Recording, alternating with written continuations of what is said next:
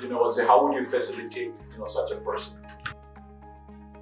I think I would help that person to describe their value a bit better as well, because the person in question was very quiet and didn't necessarily shout about the work that they were doing.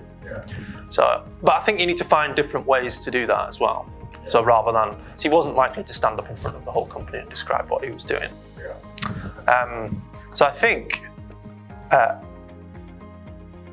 would probably try and find a way for them to express that in a more appropriate way to them. So it was quite quiet, but it was amenable to mentoring people. So I'd probably say, well, why don't you pass on some of that experience? And then you can build a bit more of a groundswell of knowledge and opinion about the work that that person was doing.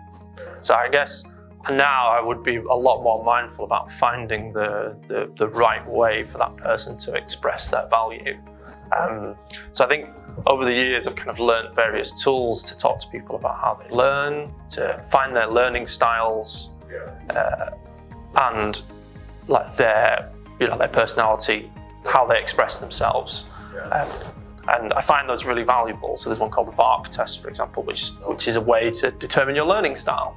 So I often ask people who I coach or mentor to take that test, and then we talk about that particular result. And sometimes it's quite eye-opening to find out how you learn.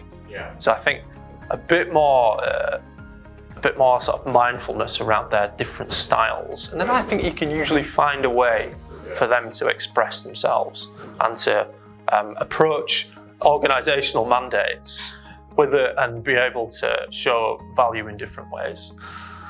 And I guess if that organisation continues down that path, well, I guess it's time to question the organisation.